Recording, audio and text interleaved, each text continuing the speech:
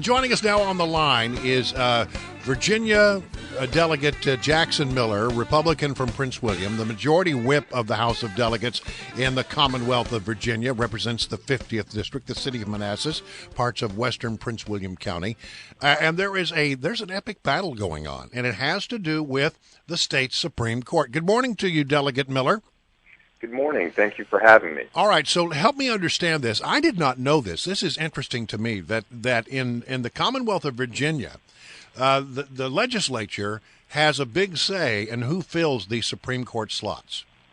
Right. It's actually our obligation to fill these slots. But the governor has chosen somebody, and you have respectfully disagreed? Yeah, I'd say so. The governor picked an outstanding judge who certainly no one thinks is not qualified. She's everybody has the highest respect for her.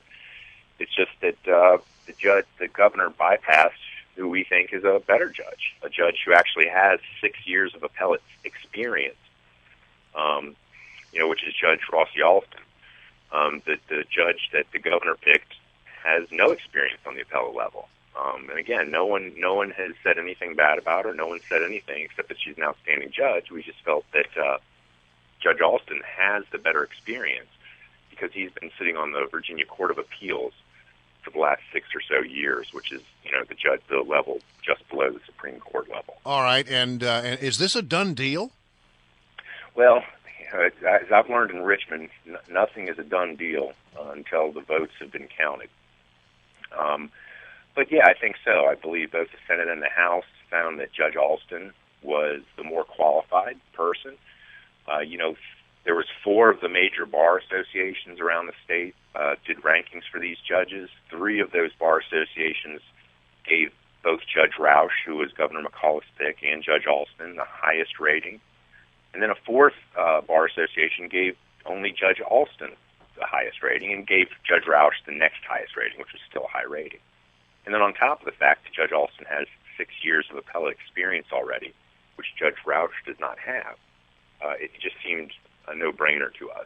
And we felt like it was a smart pick. And it was really a shame that the governor had to get really angry and say that we threw a temper tantrum, which, again, we didn't. We thought we had a slightly better pick out of 2 outstanding judges. And it appeared to me that the governor had the temper tantrum and then decided to play identity politics with the entire issue. But did you expect anything less? I mean, this is really, you knew you've got a Democrat governor and a very opinionated Democrat governor, a very opinionated Republican controlled majority there in Virginia. Did you think he was just going to go along with your suggestion, even though yours might be the better candidate? We all know this is probably the first nose-to-nose battle the two of you guys are going to have to do in a long line. And do you think he's using this kind of to say, okay, I'm the boss here, not you guys? Well, I'll tell you, it's normally been different. Yes, he is in a different party than I am, but, I've worked under Governors Kane, who's now Senator Kane, and Governors Warner, and both of those governors, one a Democrat, one a Republican. We went nose-to-nose against Kane, and I vehemently disagreed with Kane on numerous occasions, but the difference was Kane communicated with the legislature, just as Governor McDonnell communicated with the legislature. The governor we have now has brought, and again, we've always had our partisan battles in Richmond, but the governor we have now has brought the purest of Washington, D.C. politics to Richmond. So let me make sure I understand this. What your complaint is, you don't really have a real issue with the judge that the governor chose. It's that none whatsoever. We think she's a fantastic judge. But the governor didn't consult in advance with the legislature, and that's where you have an issue? Well, that is an issue, and again, it's not the issue of his pick. It's the issue that we believe we had a better judge, and a more qualified judge, a judge that actually had appellate experience, a judge that got a higher ranking from all the bar associations. Well, did anybody tell him that in advance, or did he just make this appointment without consulting? He did not consult with any of the leadership in both the House and Senate, which again was just strange. It was kind of unprecedented. And then unfortunately the governor goes out and again starts using identity politics, the whole war on women argument. Yeah. and of course, which is just absurd.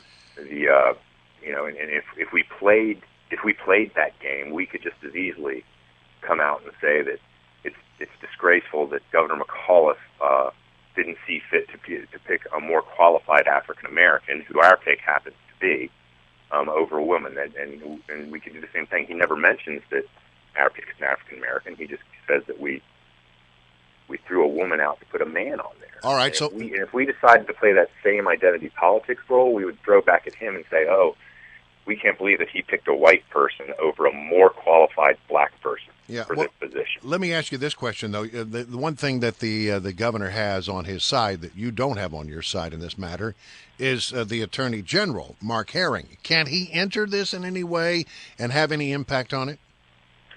None that I know of. I'm not an attorney myself.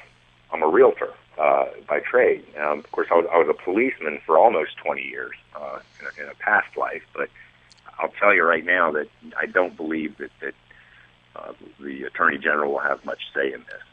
The law is fairly clear. The state constitution is very clear that it is the legislature's prerogative to pick judges. Is this a sign of things to come? Is this how it's going to be for the duration of his term? Is he just constantly going to pick battles, even though he can't win them? Is he constantly just going to continue to try to use these as political grandstanding? Not only things to come, but the way they've been since he's been there, which is quite unfortunate. Again, under Governor Kane, and from what I've been told from some of the legislators that are more senior to me, even under Governor Warner, there was outreach to the legislature. There was a cooperation between not only parties but the legislative, but the different branches of government, the executive and legislative anyway. So when trying to move Virginia forward, and we just don't seem to have that now. We have a governor that seems to have no interest in that. And so the final question is, when is this all a done deal, as far as you know?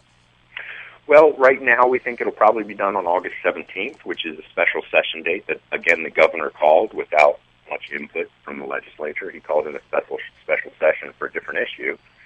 And that's when we figured, this is a great time to put the judge who is better qualified into that position. And it's fair to say that, I often hear that it's, in Virginia, that even though there is a difference between the Democrats and Republican, that there's always been sort of this politeness in the political process. Is that gone now with this governor? I feel like it has. And again, we've always had our really tough, just hard-fought battles over political issues between the parties in Richmond. But yes, there was always a time when that subsided, and